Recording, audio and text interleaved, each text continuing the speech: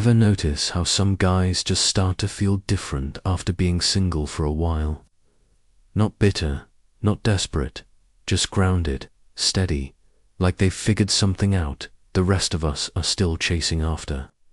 What if I said that the longer a man goes without a relationship, the more he inadvertently steps into one of the most powerful philosophies ever recorded, one that emperors and inmates alike have used to find peace in the harshest conditions? I learned about this connection in the most brutal way possible, and today I'm going to walk you through how extended singlehood can quietly shape a man into an accidental Stoic philosopher, even if he doesn't realize it, the unexpected teacher. So there I was, 3 years deep into singlehood, after what I can only describe as a nuclear-level breakup, the kind where you're still pulling emotional shrapnel out of your mind months later. At first, it followed the usual script: dating apps, clumsy coffee meets that tasted like disappointment, and sparks that fizzled quicker than a cheap match. You know the drill, right? You're sitting across from someone who's perfectly nice, totally attractive, and still the only thing you're thinking is, why am I even here? What am I trying to find? And then something shifted, not toward desperation, but toward calm. I wasn't becoming more eager, I was becoming more deliberate. Not because my standards got impossibly high, but because I started seeing things clearly. See, here's what no one tells you. Stay single long enough and you start to tease apart what you genuinely want versus what society has conditioned you to chase, the pressure from culture, the rom-com blueprint, the timeline we're all supposed to follow. It all begins to resemble what the Stoics referred to as externals. Those are the things outside your control that we mistakenly believe determine our happiness. And this is where it gets fascinating, without even realizing it. I was on the same path Marcus Aurelius once walked, the guy who said, "You have power over your mind, not outside events. Realize this, and you will find strength." But what came next really surprised me. The indifferent paradox. Want to know something ironic? The moment you stop desperately wanting a relationship is the exact moment you're finally ready for a good one. The Stoics called this idea preferred indifference. They acknowledged that things like health, money, and yes, love are great to have, but shouldn't be the foundation of your identity or peace. By year 4 of being single, I noticed a real internal shift. When friends would ask, "Still single? How are you dealing with it?" my answer became, "Actually, I'm doing really well." And not in that forced, fake way people say when they're pretending. I meant it. I'd reached what the Stoics called apatheia, not apathy, but a sense of calm freedom from being controlled by craving or fear. It's a subtle shift, but it changes everything. Think back to when meeting someone new felt like an audition. Every word, every movement was under the spotlight. That tension fades. Conversations turn into real exchanges, not performances. Remember tying your self-worth to whether someone chose you. That fades too. Your value becomes rooted in you, not in how someone responds to you. I remember the exact moment this clicked. I was on a date with someone amazing, intelligent, successful, beautiful. The kind of person that, years ago, I would have tried hard to win. But instead, I sat there thinking, she's incredible. And if this doesn't lead anywhere, my life will still be great. That's not being cold. That's what freedom looks like. And it changes the entire dynamic. But that freedom, it doesn't come without cost. The fortress and the bridge, here's where things start to get tricky.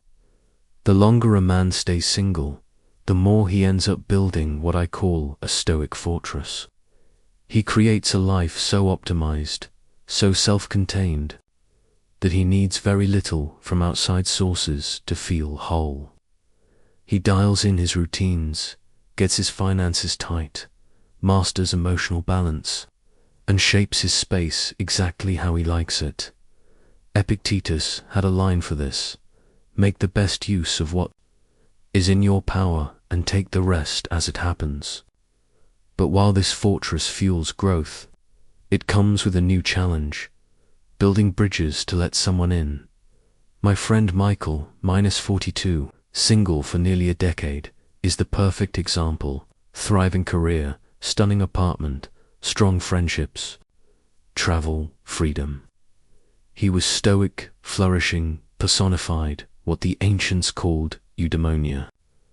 Then he met Sarah, and things were great until she started asking for small tweaks to his routine, rescheduling date nights, suggesting new ways of handling money, wanting more spontaneity, and that's when his fortress kicked into defense mode.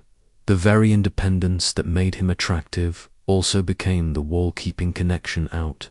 As Seneca warned, he who clings to a rock cannot move forward. A stoic single man eventually has to realize that true strength lies not in resisting change, but in integrating it, learning to hold on to your self-sufficiency, but still make space for real partnership. That's the next level of accidental stoicism, and I'm still learning it every single day. Now here's where things get even deeper: the mortality perspective. The Stoics had this practice called memento mori. Remember, you will die. I know, sounds dark, but it shifts everything. After 5 years on my own, this lesson hit me hard during a visit to my grandfather in hospice. Sitting beside him, holding his hand, I noticed he wasn't thinking about career wins or material things. He was reflecting on love, friendship, connection. That's when I realized the Stoic approach to love isn't about dependence. It's about choosing connection from a place of completeness. I know I'm already whole, it says, and I still choose to build something meaningful with you. This perspective strips away the nonsense, the image-conscious worries, like do we look good together, or what will others think? And instead, it helps you ask what truly matters. Does this person help me grow? Do we support each other through life's chaos? Can we make something meaningful together? The kinds of questions I started asking on dates changed too. Not what do you do, but what gives your life meaning. Not where do you see yourself in 5 years, but what's something you've changed your mind about recently. Those reveal character, what the Stoics called true goods. Marcus Aurelius once said, "The happiness of your life depends upon the quality of your thoughts." And the longer a man remains single while building his inner world, the clearer those thoughts become, especially about love. Now, here's the paradox I promised you. The longer you walk this single, Stoic path, the more prepared you become for a relationship that's actually worth having. Not one based on neediness or filling holes, or avoiding loneliness. I'm talking about 2 whole people who choose one another daily, not out of desperation, but with open eyes and open hearts. I call it paradoxical preparation, because when you've learned how to regulate emotions instead of being ruled by them, when you know the difference between what you control and what you don't, when your life is already rich with purpose, you bring calm instead of chaos, clarity instead of confusion, presence instead of pressure. Margaret Mead, the anthropologist, once gave a brilliant answer to the question, what's the earliest sign of civilization? It wasn't a tool. It wasn't a weapon. She said it was a healed femur, a broken thigh bone that had been cared for until it mended.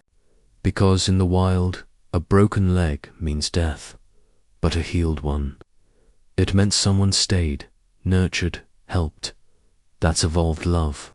Not survival, but thriving. Not needing, but choosing. And that's what the accidental Stoic learns. You don't enter relationships to run from suffering. You enter them to build meaning with someone else who's already whole, as Epictetus put it.